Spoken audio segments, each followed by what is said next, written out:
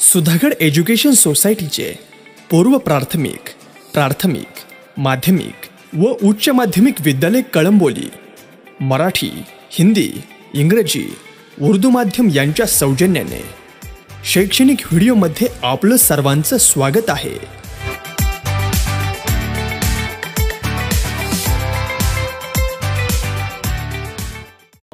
नमस्कार। आज हम महाराष्ट्र स्टेट बोर्ड की तरफ से जो हमको पाठ्य पुस्तक है कुमार भारती, हिंदी कुमार भारती, उसमें पहला पाठ कविता का पाठ है उड़ चल हारिल।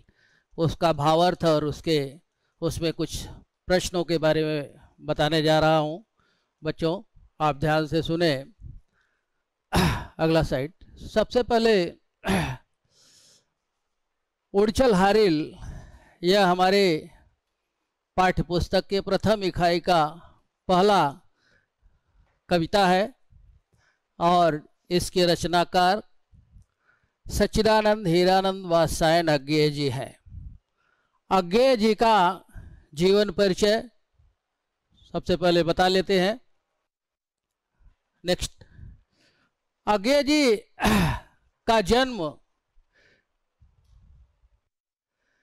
7 मार्च 1911 को कुशीनगर के उत्तर प्रदेश में हुआ था और मृत्यु 4 अप्रैल 1978 को नई दिल्ली में हुआ था।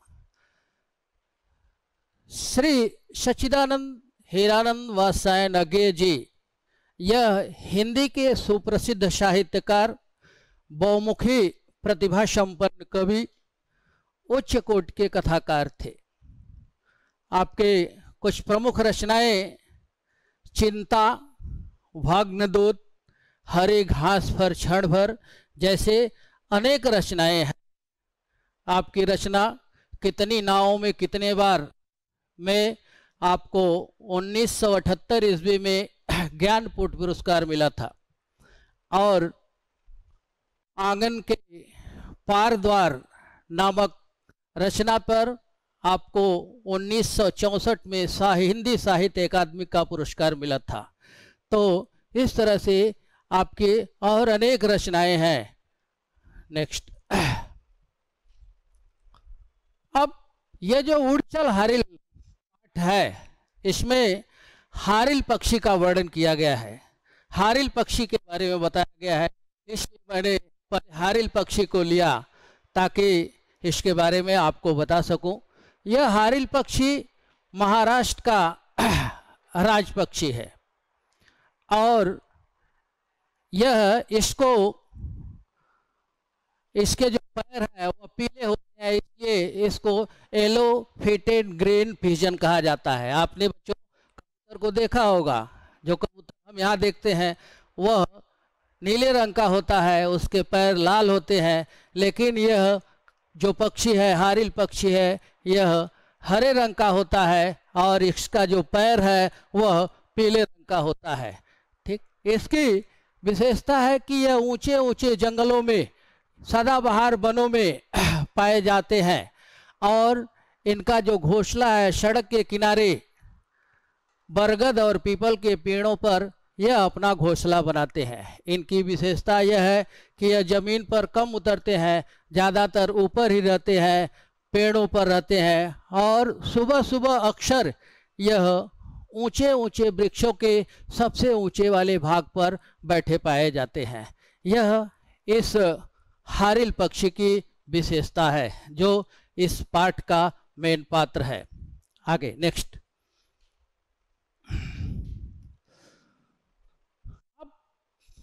कुछ पद्यांश है। 4 पंक्तियों का पद्यांश मैंने पहले लिया है। इनका भावार्थ बताएंगे और कठिन शब्द जो कि नीचे लिखा गया है।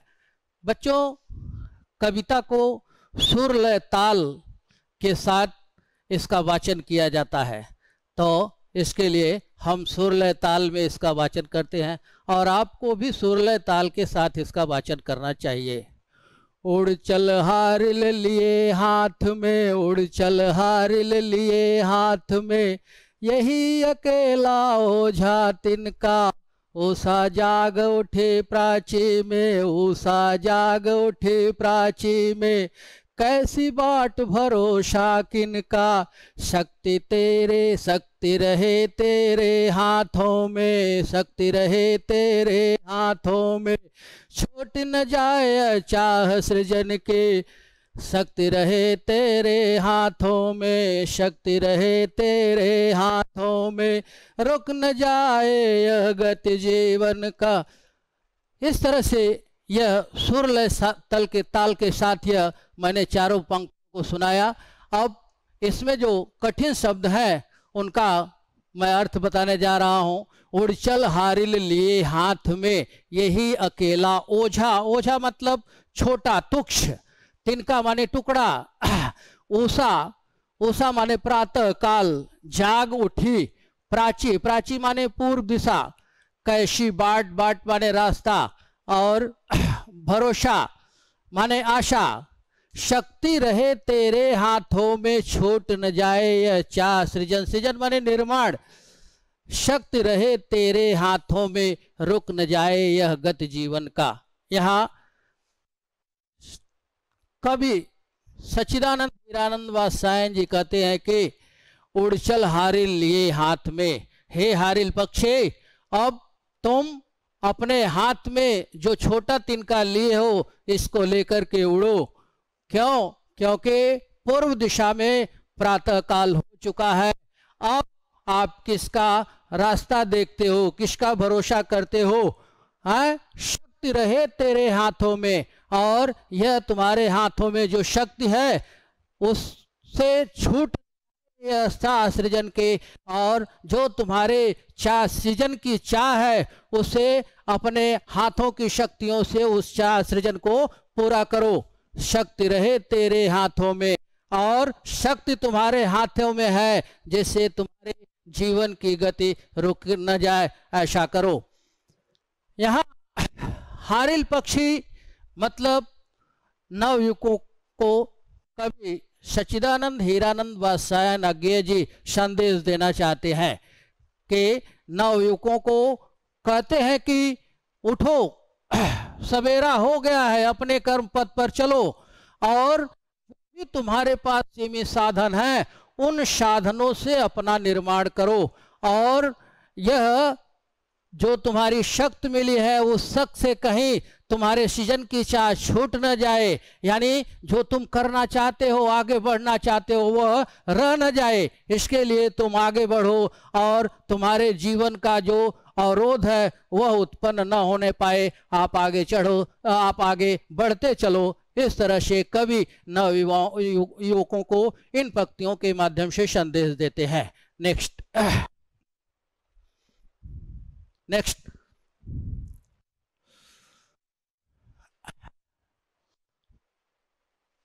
पद्यांश। फिर चार पंक्ति हमने लिया है। इन पंक्तियों को ऊपर ऊपर ऊपर ऊपर बढ़ा चेर चल नभ दिगमंडल में, ऊपर ऊपर ऊपर ऊपर बढ़ा चेर चल दिगमंडल में, अनथक पंखों की चोटों से नभ में एक मचा दे हलचल, नभ में एक मचा दे हलचल, तिनका तेरे हाथों में है अमर एक रचना का साधन, अमर एक रचना का साधन, तिनका तेरे पंजों में है, तिनका तेरे पंजों में है, विधना के प्राणों का स्पंदन, विधना के प्राणों का स्पंदन। इस तरह से यह चार पंक्ति मैंने सुर लय ताल के साथ सुनाया। बच्चों को भी इसी तरह से इसका वाचन करना चाहिए, पंक्ति इन कविता का वाचन करना चाहिए। और कुछ कठिन शब्द दिए हैं, शब्दार्थ दिए हैं। दिगमंडल यानी दिशाओं का समूह, चीर माने भेदना, दिगमंडल यानी दिशाओं का समूह, अनथक यानी बिना थके, की चोटों से नभ, नभ माने आकाश में एक मचा दे हलचल, तिनका तेरे हाथों में है अमर एक रचना का साधन, तिनका तेरे पंजों में है विधना, विधाता ब्रह्मा जिसने सृष्टि की रचना की है, के प्राणों का स्पंदन, स्पंदन माने फड़फड़ाना। यहाँ कवि सच्चिदानंद हीरानंद वात्स्यायन जी कहते हैं हारिल पक्षी को कि ऊपर, खूब ऊपर उड़ो, दिगमंडल यानी चारों दिशाओं को भेदते हुए खूब ऊपर तक उड़ो, अपने अनथक पंखों से, यानी जो आपके पंख थके न हो उन पंखों की चोटों से आकाश में अपनी उपस्थित का एक हलचल मचा दो। तिनका तेरे हाथों में है। यहाँ कवि जी कहते हैं कि तिनका तुम्हारे हाथों में है, अमर एक रचना का साधन। कि यह तिनका जो है यह आपके एक साधन है, रचना का साधन है। इस साधन से तुम अपने लक्ष्य को जहाँ जाना चाह रहे हो उसको प्राप्त कर सकते हो, और यह एक अमर का रचना का साधन है। तिनका तेरे पंजों में है, विधना के प्राणों का स्पंदन। कर रहे हैं यहाँ कवि कह रहे हैं कि तिनका तुम्हारे पंजों में है और यह होनहारों के प्राणों को स्पंदित कर देता है। यह जो तिनका रूपी साधन है, यह तिनका रूपी साधन होनहारों के प्राणों को स्पंदित कर सकता है, फड़फड़ा सकता है आगे बढ़ने के लिए। इस तरह से इन चारों पंक्तियों से कवि नवयुवकों को संदेश देना चाहते हैं कि अपने बल से, अपने पुरुषार्थ से जितना आगे जाना चाहे उतना आगे बिना थके आप बढ़े चलो। कहीं इधर उधर देखने की जरूरत नहीं है, आगे आगे बढ़ते चलो और पूरे नभ में पूरा हलचल मचा दो अपनी उपस्थिति का।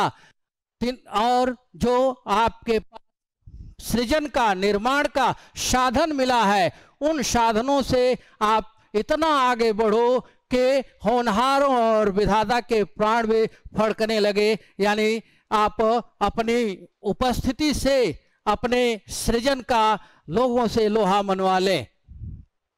नेक्स्ट,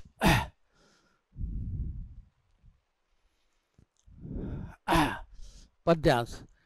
काप न यद्यपि दसों दिशा में, काप न यद्यपि दसों दिशा में, तुझे शून्य नभ घेर रहा है, तुझे शून्य नभ घेर रहा है। रुक न यद्यपि उपहास जगत का, रुक न यद्यपि उपहास जगत का, तुमको पथ से हेर रहा है। तू मिट्टी था किंतु आज मिट्टी को तूने बांध लिया, तू मिट्टी था किंतु आज मिट्टी को तूने बांध लिया। तू था सृष्टि किंतु सृष्टा का गुर तूने पहचान लिया, तू था सृष्टि किंतु सृष्टा का गुर तूने पहचान लिया। तो यह सुर लय ताल के साथ ये चारों पंक्तियों का मैंने वाचन किया, और इसमें अभी जो कठिन शब्द है उनके बारे में हम चर्चा कर लेते हैं। कांप न यद्यपि दसों दिशा में, एक यहाँ 10 दिशा आ गई है बच्चों। आज तक हम खाली 4 दिशाओं के बारे में जानते रहे, लेकिन यहाँ दिया है 10 दिशाओं में। तो सबसे पहले मैं 10 दिशाओं के बारे में बता, आप खाली जानते थे पश्चिम उत्तर दक्षिण, लेकिन 4 दिशाएं नहीं होती है, दिशाएं 10 होती हैं। पूरब पश्चिम उत्तर दक्षिण 4 ये। फिर इसके बाद ईशान, आग्नेय, नैऋत्य और वायव्य, ये 4 हो गई। और 9वां ऊर्ध्व यानी ऊपर आकाश, और 10वां अधो धरती। इस तरह से यह 10 दिशाएं हैं। आज तक आप बच्चे आप सब लोग 4 दिशाओं के बारे में सुना था, लेकिन मैंने आज 10 दिशाओं के बारे में बता दिया कि ये 10 दिशाएं होती हैं। हाँ, अब पूर्व पश्चिम उत्तर दक्षिण इनका जो कोना है वह चारों कोना 4 दिशाएं, ऊपर नीचे 2, 8 2 10 दिशाएं हो गई। ठीक, तूने शून्य नभ घेर रहा है, तुझे शून्य नभ घेर रहा है। रुक न यद्यप उपहास, उपहास माने आलोचना, जगत का तुमको पथ से हेर रहा है, पथ रास्ता हेर रहा है यानी ढूंढ रहा है।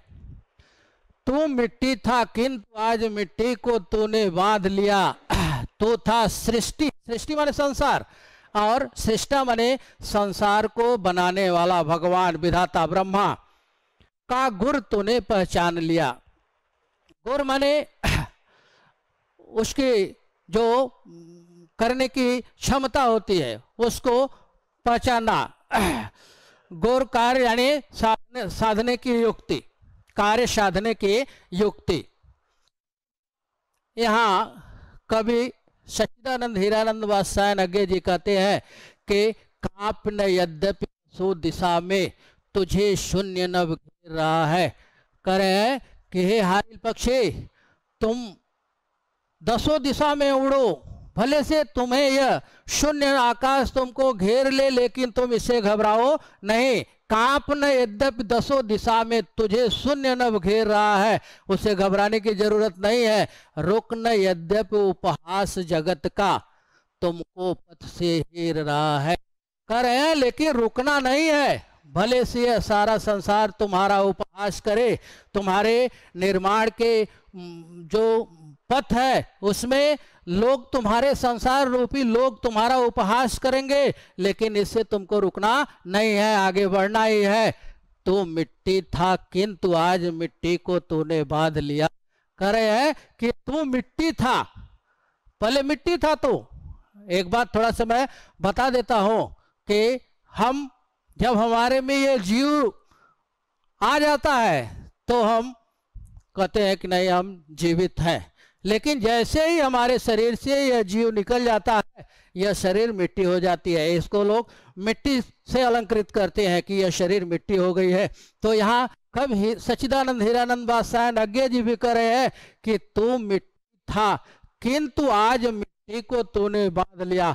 पहले तो मिट्टी था, लेकिन आज तूने मिट्टी को बांध लिया है, हाँ, मिट्टी को जीवंत बना दिया है। तू था सृष्टि, पहले तुम संसार था, है, लेकिन आज तुमने इस संसार को बनाने वाले सृष्टा को, ब्रह्मा को, विधाता को, विधाता के गुरु को भी तूने क्या किया है, पहचान लिया है। इस तरह से यह पंक्तियों का भावार्थ रहा। लेकिन कवि बच्चों को संदेश देते हैं कि बच्चों तुम अपने पर, नौकों को संदेश देते हैं कि तुम अपने पथ पर आगे बढ़ते रहो। आगे बढ़ने में कई तरह की बाधाएं आती हैं, कई तरह की रुकावटें आती हैं, लेकिन उसकी परवाह मत करो। जगत संसार रूपी लोग तुम्हारा उपहास करेंगे, लेकिन उस पे ध्यान न दो, बल्कि अपने पथ पर आगे बढ़ते चलो।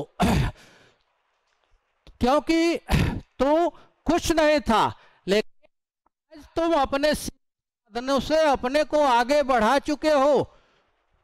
इसलिए तुम जहां पहले संसार की निर्मित थे, आज इस संसार को निर्मित करने वाले निर्माता को, ब्रह्मा को भी आपने पहचान लिया है। इसलिए आप अपने कार्यों को इन्हीं सीमित साधनों से आगे बढ़ाते रहो, इधर उधर देखने की जरूरत नहीं है।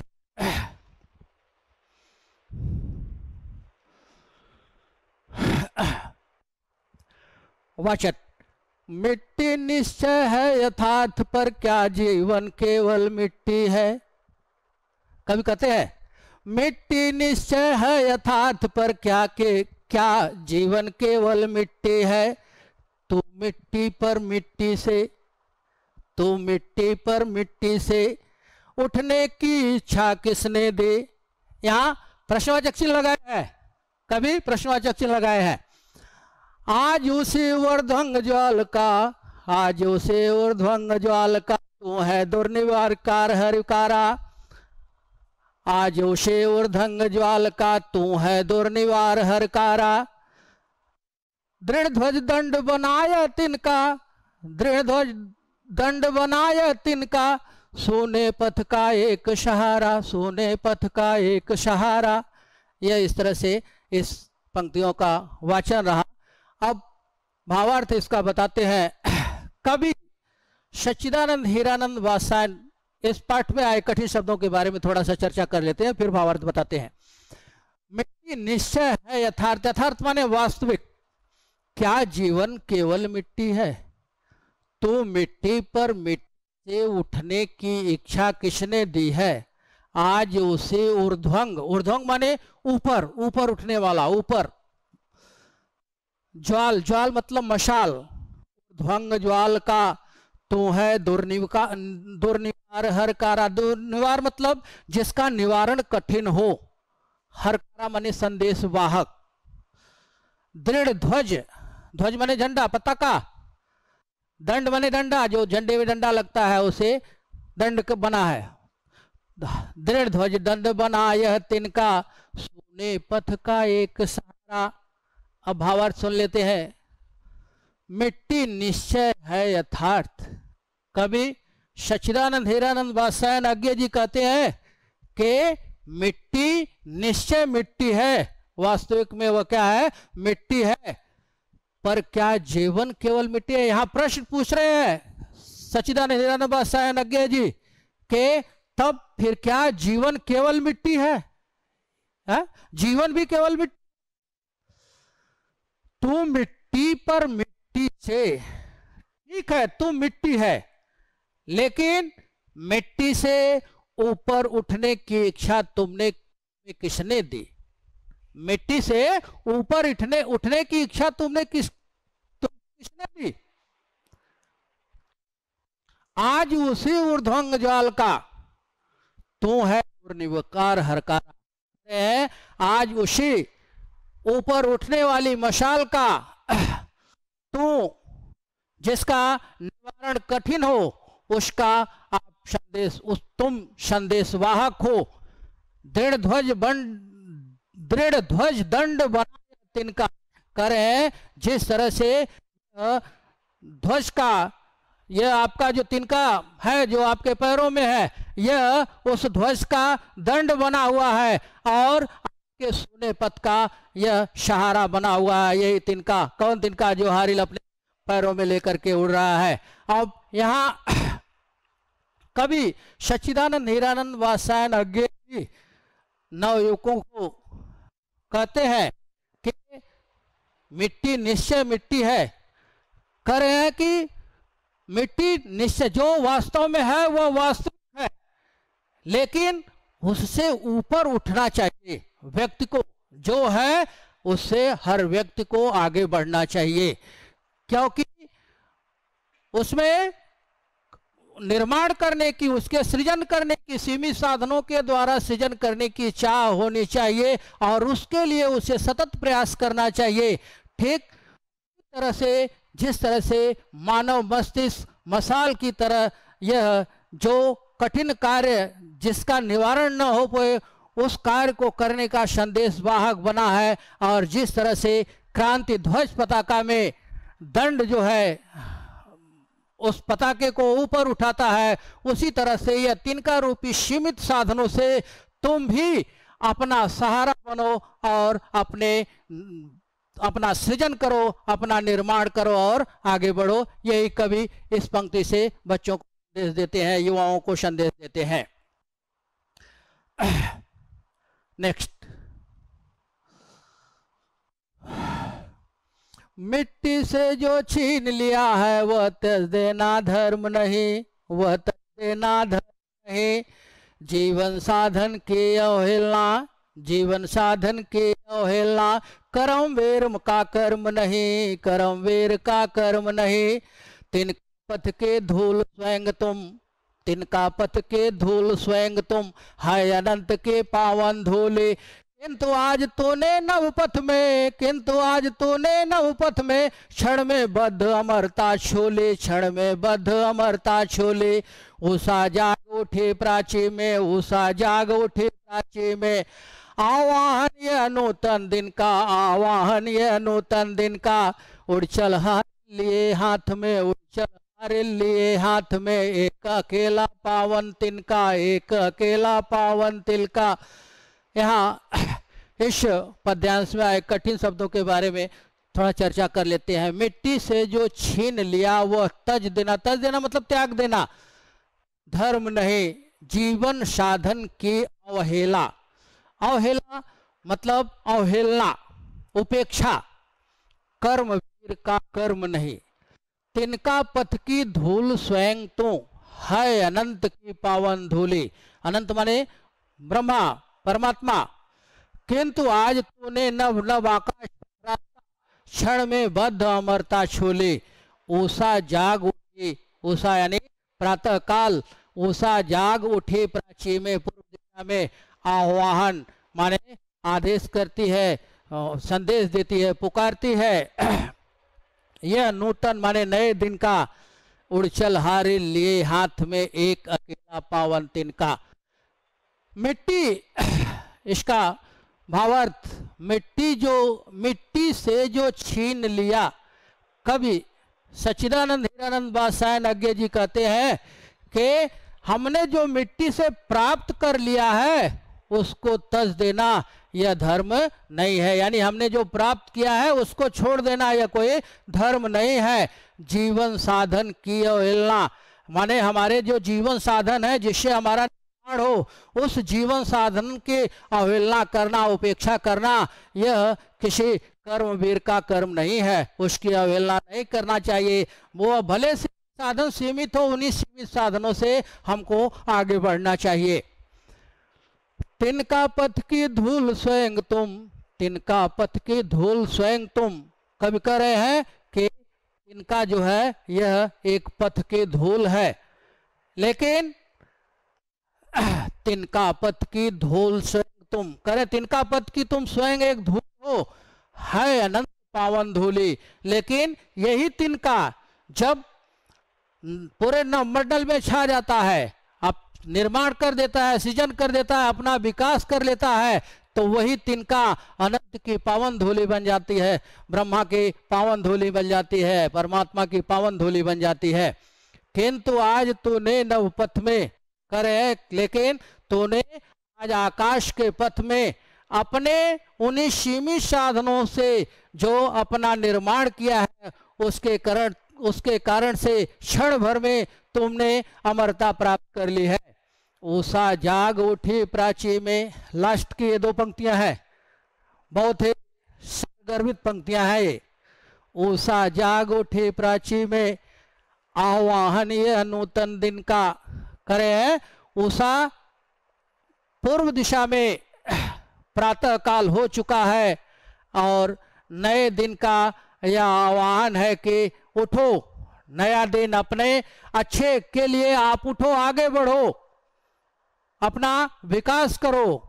अब सोने का टाइम नहीं है, आगे चढ़ो, अपने सीमित साधनों से आगे आगे आप बढ़ते चलो।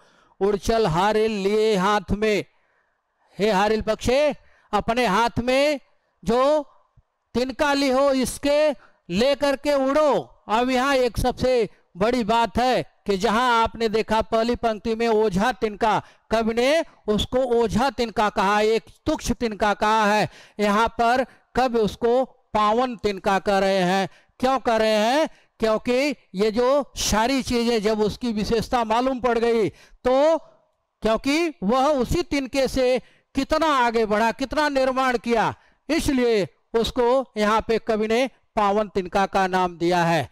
इस तरह से इस पंक्तियों से बच्चों को यह संदेश मिलता है कि आपने जो ग्रहण किया है उसी चीजों से आप आगे बढ़ने का प्रयास करो, निरंतर आगे चलो। जीवन के तुच्छ साधन है उसकी भी अवहेलना नहीं करो, उन साधनों से अपने जीवन को आगे बढ़ाते चलो। और कह रहे हैं कि यह जो तुच्छ साधन है यह जो है अनंत ब्रह्मा की पावन धूली है, इसलिए आप उसको तुच्छ न समझो। इन्हीं साधनों का प्रयोग करते हुए आप अपने को आगे बढ़ाते चलो। और यह जो नूतन दिन है, नया दिन तुमको मिला है, इसको अच्छे दिन में आप कन्वर्ट करो, अच्छा बनो, आगे बढ़ो। यही इन पंक्तियों से नवयुवकों को कवि संदेश देते हैं। नेक्स्ट,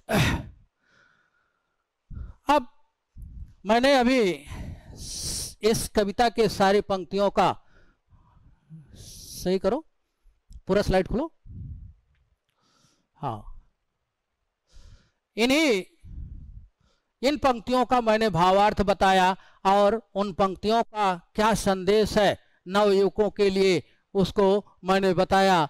अब मुझे उम्मीद है कि हमारे बच्चे भी अच्छी तरह से उसका भावार्थ करेंगे और उसको समझ रहे हैं और अच्छी तरह से उसको पेश कर सकते हैं, मुझे ऐसा उम्मीद है। अब इस पाठ में आए व्याकरण के बारे में हम चर्चा करते हैं।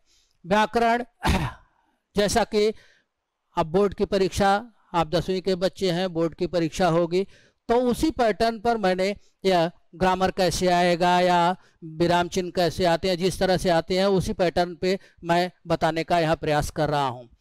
यहाँ तालिका पूर्ण करो, 2 शब्द मैंने लिया है और 3 कॉलम लिए हैं। एक में संधि शब्द लिखा है, दूसरे में संधि विच्छेद लिखा है, तीसरे में भेद लिखा है। तो शब्द संधि शब्द में है ऊर्ध्वंग, माने इसका संधि विच्छेद हो जाएगा ऊर्ध्वधन अंग, और यह स्वर संधि है। यद्यपि, यदि धन यपि, यह इसका संधि विच्छेद हुआ और भेद हो गया स्वर संधि।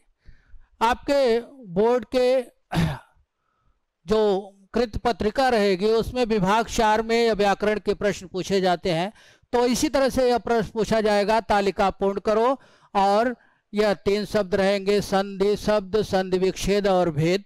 इसमें से यहाँ अगर ऊर्ध्वंग दे दिया तो ये दोनों को ब्लैंक रखा रहेगा, इसको आपको पूरा करना पड़ेगा। या यहाँ अगर दे दिया तो ये दोनों कॉलम ब्लैंक रहेंगे, इसको आपको पूर्ण करना पड़ेगा। इस तरह का प्रश्न जो है आपके प्रश्न पत्रिका में आते हैं, इसलिए मैंने इस पर प्रकाश डाला।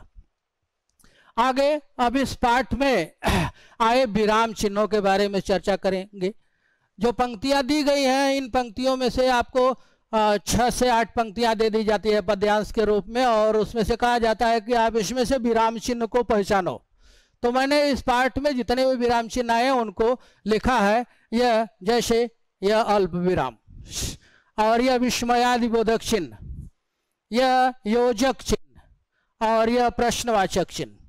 इस तरह से यह पाठ में आए विराम चिन्हों का के बारे में मैंने बताया, जिसको आपको पहचानना है। नेक्स्ट, अब जो प्रश्न पत्र में कृत पत्रिका में आता है, किस तरह का पद्यांश विभाग 2 से प्रश्न आते हैं, मैंने उसको यहां बताने का प्रयास किया है। यह 2, 2, 4, 6 पंक्तियां आपको दी गई हैं, और इन पंक्तियों में से आपको प्रश्न पूछा जाएगा, और उन प्रश्नों का उत्तर आपको इसी में से कैसे ढूंढा जाएगा यह भी मैं बताने का प्रयास करूंगा। ठीक, आप सबसे पहले इन पंक्तियों को एकदम बारीकी से पढ़ो, ध्यान के साथ। हाँ, मिट्टी से जो छीन लिया है वह तज देना धर्म नहीं, जीवन साधन की अवहेलना कर्म वीर का कर्म नहीं।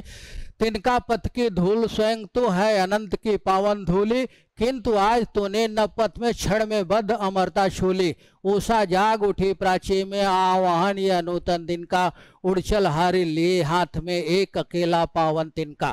ठीक, अब यहाँ कृति नंबर, इनको पढ़ो और इनसे पूछे गए प्रश्नों का आपको उत्तर देना है। कृति नंबर 1 है उचित जोड़ियां मिलाइए। ठीक, स्तंभ अ और स्तंभ ब, 2 चीज दिया गया है। स्तंभ अ में जीवन दिया गया है, नभ दिया गया है, उषा दिया है, तिनका दिया गया है। आपको इनको इधर के जो स्तंभ ब के घटक है उनसे इनको मैच कराना है। पावन धूले प्राची पथ साधन, ये है, इनके साथ इनको मैच कराना है। तो सबसे पहले हम जीवन ले लेते हैं। हाँ, तो यहां देखो जीवन साधन, तो हमने मैच किया जीवन के साथ किसका, साधन। फिर नभ, नभ पथ, ये देखो यहाँ पे नभ पथ है, और यह नभ है, पथ के साथ इसको हम करेंगे। फिर उषा, उषा यानी प्राची, उषा जाग उठी प्राची में, इसके साथ उषा का संबंध किससे, प्राची से। और तिनका, तिनका का पावन धूले। इस तरह से इसका सही जोड़ी हुआ है। यह इस तरह से आपको मिलेगा, आपको इसका उत्तर लिखना है, सही जोड़ी मिला करके लिखना है। इस तरह का एक कृति नंबर 1 का प्रश्न पूछा जाएगा। Next slide. कृति नंबर 2, कृति नंबर 2 में पहला है 2 ऐसे प्रश्न तैयार करो जिनके उत्तर निम्नलिखित प्रश्न हो। यहां प्राची है। ठीक, 2 ऐसे प्रश्न तैयार करो जिनका उत्तर निम्नलिखित शब्द हो प्राची। ठीक, तो आपको ऐसे प्रश्न बनाना है जिसका उत्तर प्राची आए। ठीक, सूर्य किस दिशा में उगता है, या प्रातः किस दिशा में होती है, किधर होती है, प्राची में। इस तरह से इसका उत्तर मिला। फिर इसके बाद पावन। ठीक, यह आप प्रश्न बनाओगे जिसका उत्तर क्या आए, पावन आए, ठीक। और इस तरह से इसमें यह 1 नंबर का होगा, आधा नंबर का 1, आधा नंबर का 1। इसके बाद नंबर 2, निम्नलिखित शब्दों का अर्थ लिखो और वह अर्थ इस पद्यांश में हो। जैसे आकाश, आकाश पीछे परीक्षित में हमने देखा, यहां आकाश और प्रातःकाल पूछा गया है।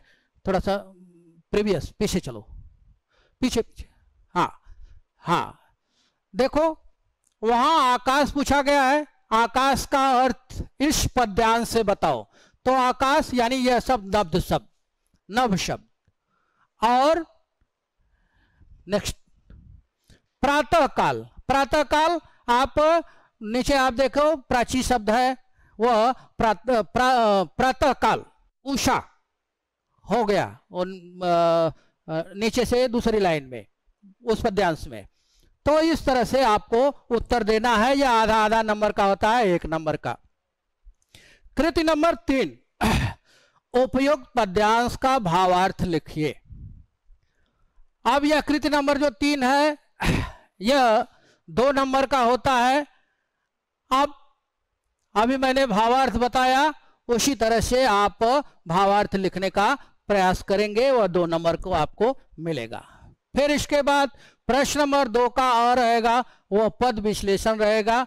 पद विश्लेषण में जैसे उड़चल हारिल कविता का पद विश्लेषण कीजिए।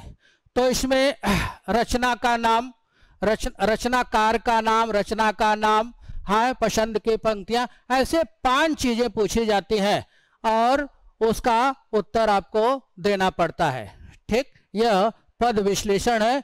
इस तरह से आप पाठों को तैयार करोगे, या बोर्ड के आधार पर है। तो पद विश्लेषण आते समय 2 पंक्तियों, 2 कविताओं का नाम रहता है और उसका पद विश्लेषण आपको उन 5 तख्तों में करना पड़ता है, ठीक। नेक्स्ट, तो इस तरह से यह पाठ्यक्रम मैंने आपको यह पाठ का भावार्थ बताया, अर्थ बताया, उसमें आया व्याकरण की चर्चा किया और किस तरह के प्रश्न आते हैं उनका भी चर्चा किया। मुझे लगता है बच्चों आप लोगों को पसंद आएगा और मैं उम्मीद करता हूं कि आप इसी तरह से बोर्ड की परीक्षा के लिए तैयारी भी करोगे और इसको अच्छी तरह से इस पाठ को पढ़ोगे। जय हिंद।